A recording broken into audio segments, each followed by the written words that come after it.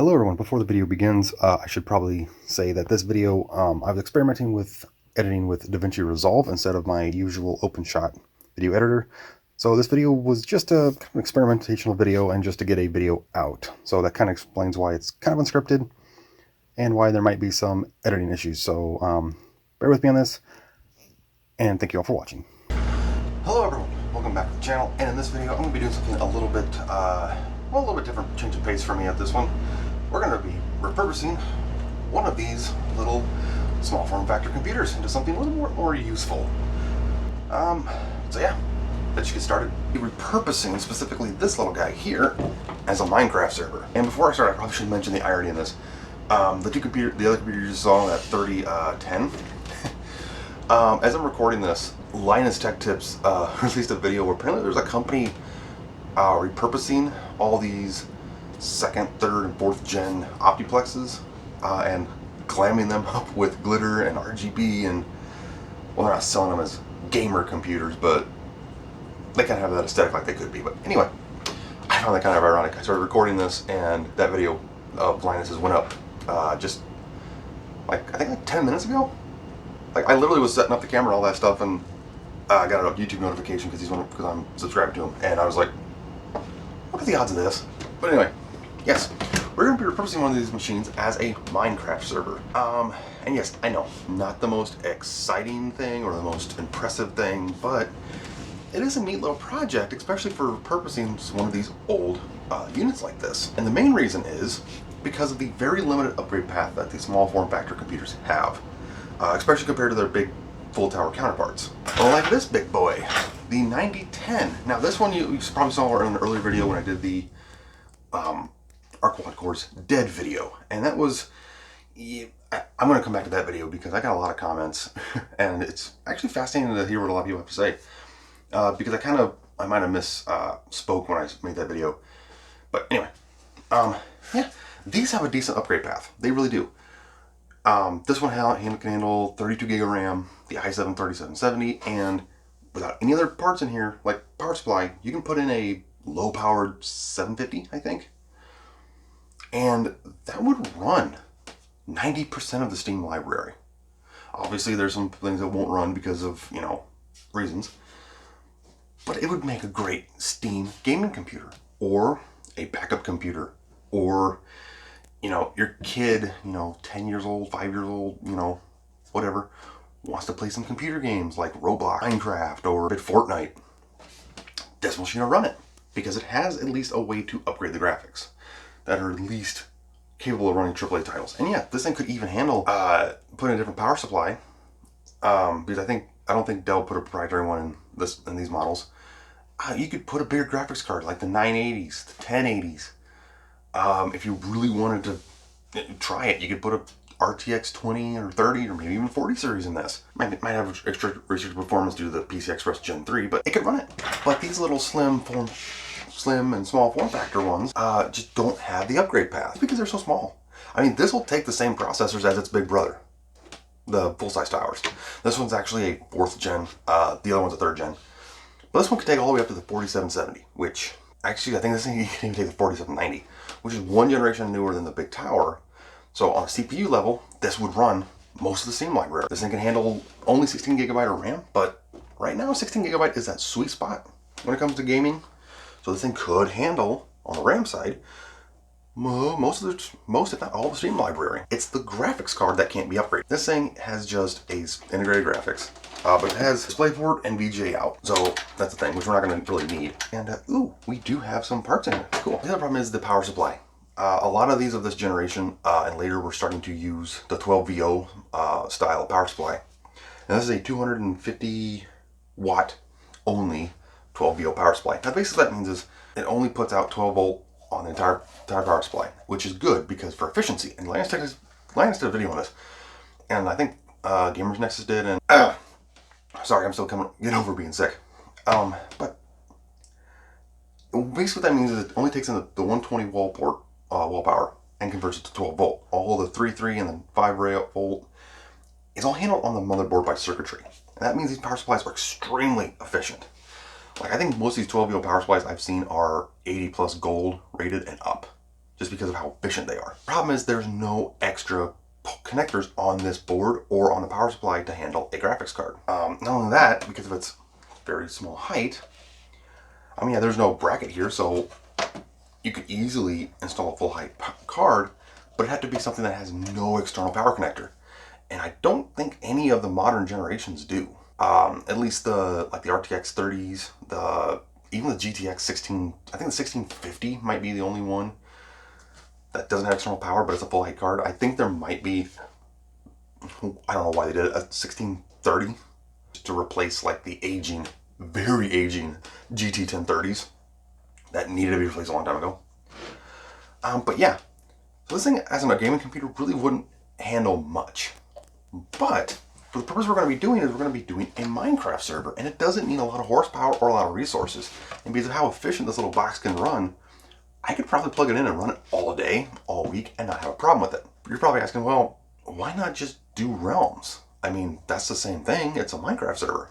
And it is. And I have no problem with Realms. The only problem is I don't play Minecraft, personally, Minecraft enough to justify paying Realms. If I played it all, every day, for a few hours, and I was trying to, I had a bunch of guys, basically a crew, and we were just doing like what Dream does, then yeah, I could justify having my, paying for Realms. But I just can't. And a couple of other reasons is that I can control who's on my server. Yes, technically I can do that with Realms, and technically yes, I could do that when I open the Java or Bedrock client on my computer and control who I invite. But this way I can mess with mods, I can mess with different versions of Minecraft, things like Forge. I can experiment a little bit. And I can't do that with clicking invite on a server. But yeah, that's a good reason why you could reuse an old computer like this. You could set it up in your house, and you, your partner, significant other, kids can all be on a server and be safe. You don't have to worry about anybody getting in and causing problems, or anybody griefing, or anybody being a pain in the butt, because you can control who gets on it. And that's why I'm doing it. So let's take a look at this thing. So we have the very slim optical bay, which we're not going to need, but it needs to be in here anyway to block this off. The toolless drive caddy, which kind of why I like these Optiplex. And here's the rest of the computer. CPU cooler and that kind of stuff. But yeah, that's the only, these two connectors are the only connectors going into the entire board, and it's 12 volt only. So yeah, it's a very small computer, and there's really not a lot of room in here, which is why, a lot of these end up as e-waste.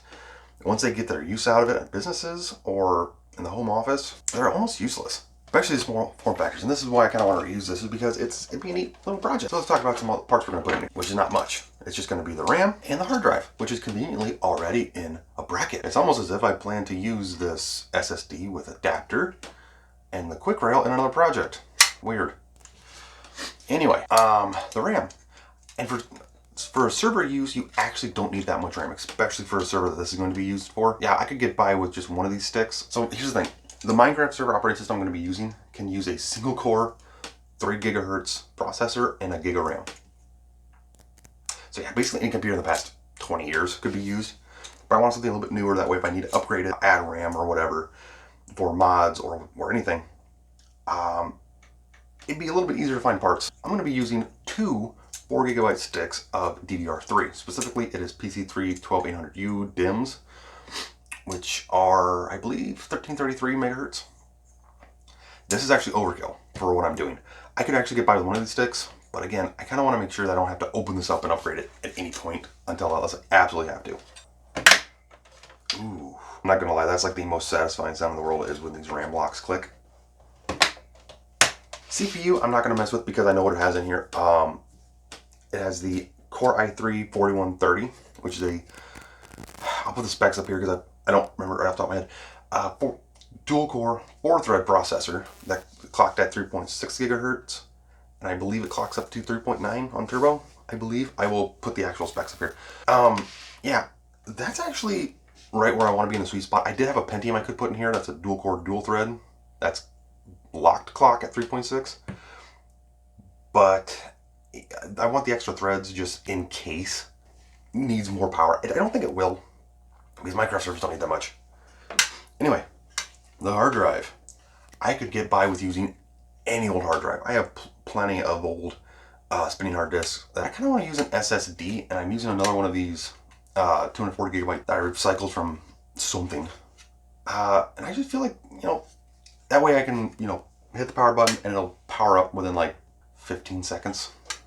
I know 15 seconds is pretty slow when compared to NVMe drives, but I'm not building an NVMe server yet. Actually, I'm kidding. I'm not going to build an NVMe server. I actually have plans to build a home server for a NAS server and that kind of stuff for all my video files, because I've kind of run into a few problems lately, but that is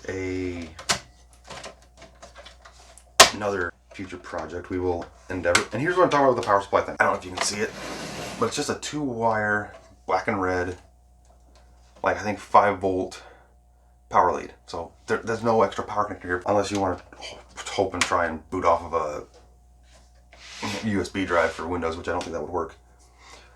But anyway, yeah, not much to it. All right, now that we got the hardware part of it, which frankly wasn't much, now let's talk about the software we're going to need. First, you're going to go to this website and download Balena Etcher, which is a really nice self-contained program designed for burning ISO images and making them bootable to a USB flash drive for the installation on older hardware computers. So that basically what that's going to be doing is we're going to plug the USB drive into this, and it's just going to basically, once we go to the BIOS settings and make it boot from the USB, it'll boot to that as a bootable operating system.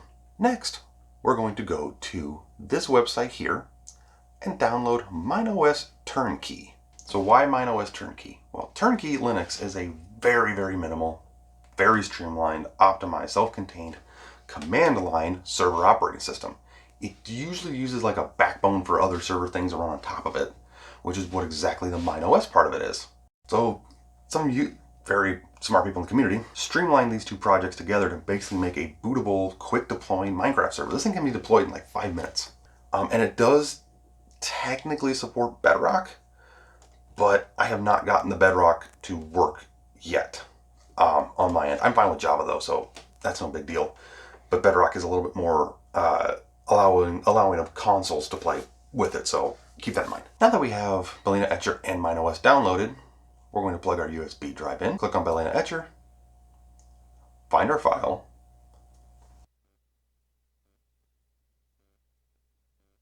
burn it to the USB drive,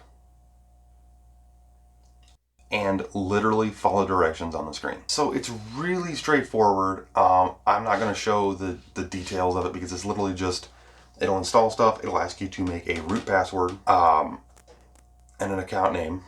And it's not like an internet account, it's just like the account for the server that you need to log in for it. And then it also tells you your IP address and that kind of stuff. And obviously I'm not going to show that, even though it's my own local IP address. I'm still not going to show it. And that's it. You can set this up anywhere you want in your house as long as it's connected to your network. Physically, there's no Wi-Fi support in it yet, I don't think. Now you're probably thinking, well, now what do I need to do? Well, now what we need to do is go to our main computer and go online. You're going to type in your local IP address, and it's going to bring up the MineOS login page. This is where you put in your username that you made earlier. Now it defaults to basically MC being the MC account. It's just basically the user password that you created. We're going to go over here and go to Profile. This is where we find all the different profiles for a Minecraft server. We'll go to Mojang.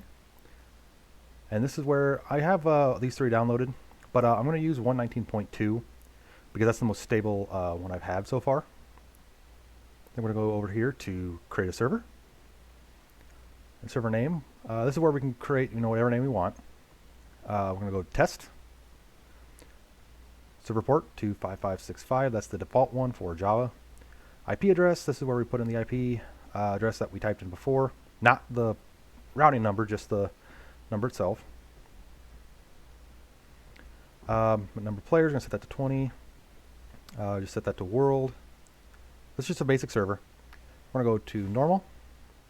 Go to survival. We're just going to go to default.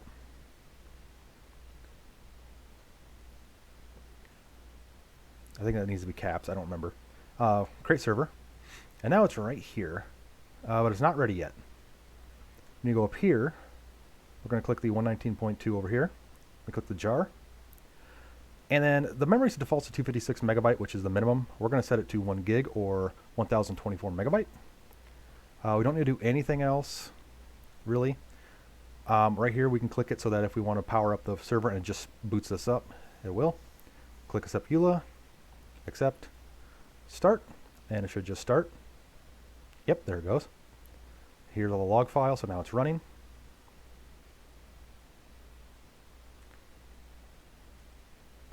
And it's up. So now we're going to go to Minecraft. And I custom made a 119.2 installation because 119.3 for some reason on my end is not working. So let's let this thing go.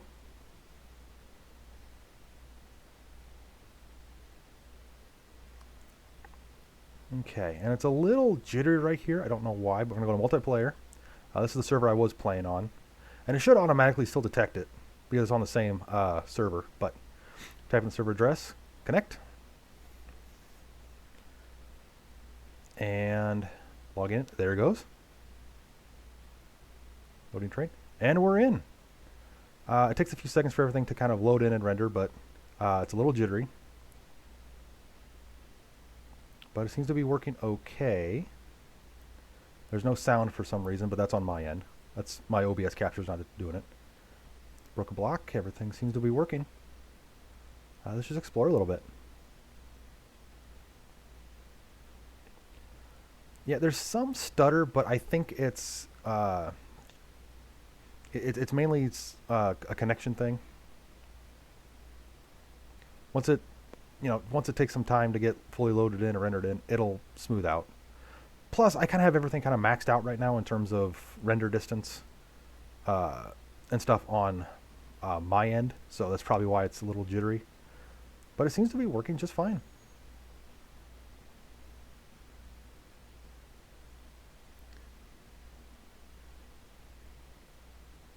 Cow.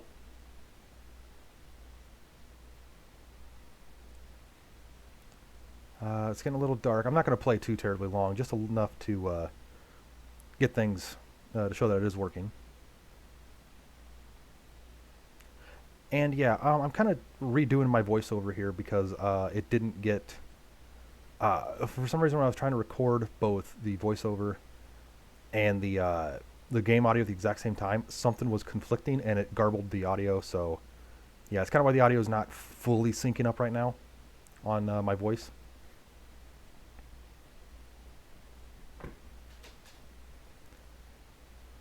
Oh, that is cool. Oh, I'm not saving the server or nothing, but that'd be a cool place for like a mountain, like fortress or something like Lord of the Rings. I'm not going to try and pronounce the name right now because it's escaping me. So yeah, this thing's working absolutely just fine. So I'm going to get across here, log out, and we can continue with the video. Awesome. So yeah, that's everything. That's a self-contained mini Minecraft server. And yes, there's better and other ways to do a Minecraft server. Things that are way more intuitive and command line level and way more for people who actually know about command line. But anyway, yeah, this was a self-contained Minecraft server. Just a really simple project, easy project that almost anyone can do. And like I said, this is almost a very secure way to let your kids play Minecraft because they can log into a server from their Minecraft account and be safe. You know who's going to be on it. You know no one's going to be messing around with it. You know no one's going to be. It's you're in control of it, and that's kind of the big thing here with this is, you know, safety. Plus, also, you can mess with mods. You can mess with other versions of Minecraft. There's tutorials of how to get into other things. So, you know better tutorials. Yeah, I've had this thing running for about a week now. Actually, I think a little longer. And it's been running just fine. Actually, I'll admit, the processor and RAM here is actually too much. Like this is not like causing performance issues. It's just I'm not even utilizing. I don't even think I'm utilizing like 10% of this system running Minecraft, and I have everything set to max, max render, max virtualization distance, and all that stuff. It's just, yeah, it's awesome. Thanks everyone for watching this video. If you watched all the way through to the end of this part, thank you very much. Put down in the comments your thoughts on this Minecraft server, anything I could have done different, or if you know a way to get Bedrock to work, because on this version of MineOS, the way I've done it, because I've downloaded the Bedrock thing, and it just won't launch. It on console it says it's client out of date, and on my PC with Bedrock Edition it says that client out of date as well. I have not. If you know how to fix that or something that's detailed, that something like an idiot like me can figure it out and follow, that'd be great. Or if you have your own Minecraft server, what are your specs? What are your hardware? What are you running? Because I'm kind of curious, because servers are kind of that weird part of PC hardware that the enthusiasts are really passionate about their hardware and software. From forums I've read anyway, they can be extremely passionate. Anyway, thanks for watching the video. If you liked it, hit the like button and the notification bell to be notified when I upload more content. Hit the subscribe button to help the channel grow. And with that being said, again, thanks everyone for watching this video. I've said it like 3 times now, and I'll see you in the next one. Thanks for watching.